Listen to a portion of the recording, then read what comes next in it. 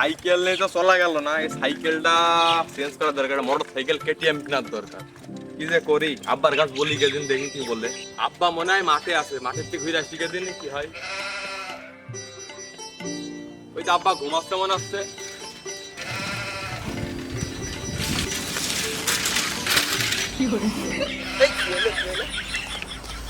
Cycle পেলি কেন তুই ওইভাবে?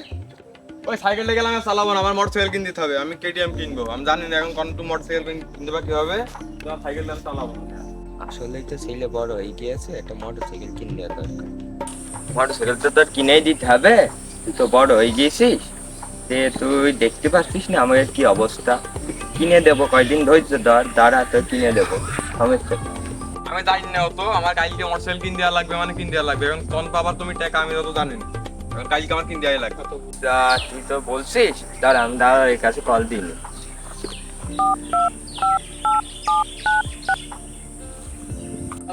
আর আষাঢ় মাস আইসে ব্যবসা বাণিজ্য সব ডাউন হয়ে গেল। কি কই যে কি করি।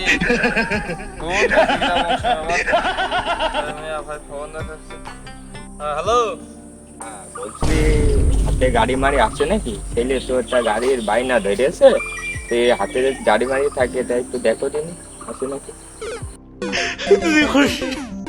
ও অবশ্যই গাড়িটা তার মানে হবে না।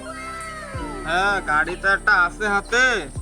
এখন আইসে দেখে দেবেন তাহলে, গাড়িটা যদি পছন্দ হয় তাহলে নেওনি। কবে আসবেন তাহলে? আচ্ছা তাহলে আমরা আসছি, তুমি কনে আছো এখন? তাহলে এখনই আসবা? তাই আইসো, আমি তো শেখড়ার মোড়ে ভেটল তলায় বসে রয়েছি, চলে আইসো তোমরা তাহলে। আচ্ছা আচ্ছা তুমি ওখানে থাকো, তাহলে আমরা আসছি। তো তাহলে গাড়িটা আমরা দেখে আসি, চলো চলো।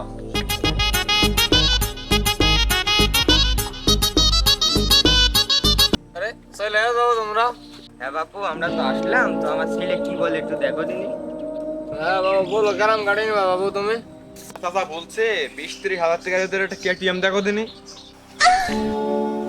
মন্দির ছেলে কি বলতে হয় দেখো দিনি, 20-30 হাজার টাকা দিয়ে কেটিএম কিনতে? কেটিএম সম্পর্কে কিছু জানেও? এটা কেটিএম, এটা 20-30 হাজার টাকা, এটা তো ভাঙড়ি গাড়িও হবে না। বুঝবো কি রে, মা আপনা থাকলে তো বুঝলে তাই মাইখাই মরতে আমার হাতে। চলো 20-30 হাজার টাকার মধ্যে একটা গাড়ি আছে, দেখে আসি গে। তো চলো।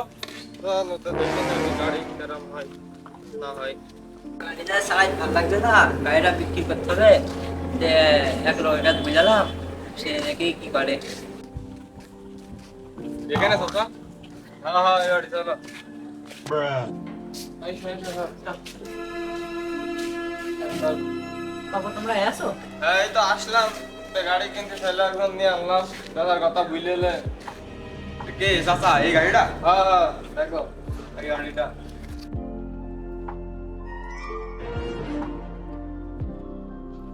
শালা, বললাম কেটিএম কেনার কথা, এখন এই ভাঙড়ি টাঙড়ি গাড়ি দেখাচ্ছে। দেখ একেবারে গাড়ি পাইছিলাম না, তো এড়িতে কাজ চালিয়ে নেব, সমস্যা নেই, পরে আবার কিনলে হবে। হ্যাঁ তাহলে তোমরা গাড়ি দেখো, এদিকে এসে তোমার সঙ্গে কথা বলে আসছি। গাড়ি দেখো ঠিক আছে। তোমরা। ভালো ভাই গাড়ি দেখে নে, পরে কিন্তু আমার আর বলতে পারবি না। আচ্ছা ঠিক আছে।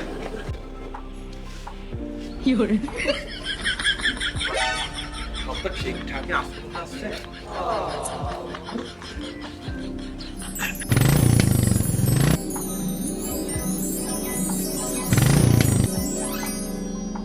হ্যাঁ আব্বা ঠিকই আছে। এই গাড়ির দাম কত চাইছো তুমি বলো দিনে?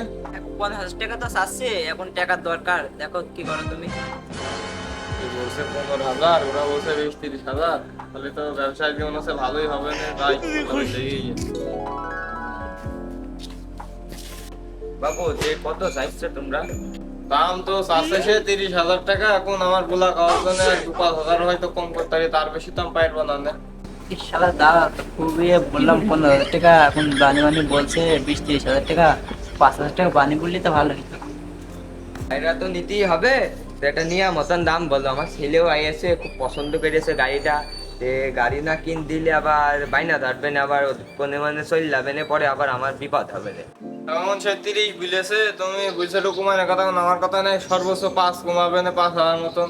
এর বেশি তার আমি কমে দিতে পারবো না। এখন দেখো 25,000 হলে দিতে পারবো, এর বেশি 1 টাকা কমাতে পারবো না ভাই। তুমি নেওয়াতে নাও, না নিলেও নাও। আচ্ছা বাপু গাড়িটা নিতেই হবে, তুমি 25,000 বিলোস, তাহলে আমরা 25,000ই নিই। আমার গাড়ির দাম বললাম 15,000, 25,000 টাকা জায়গায় দাঁড়িয়ে বেশি ফেললো, 10,000 টাকা লাভ হয়ে গেল। আর 5,000 টাকা বেশি বললে আমার কিছু লাভ আসতো। আচ্ছা বাপু, তাহলে গাড়িটা নিয়ে গেলাম, সন্ধ্যের দিক টাকাটা দিয়ে আসবো নি, নাই তুমি আইসো নিতি। আচ্ছা ঠিক আছে। ঠিক আছে।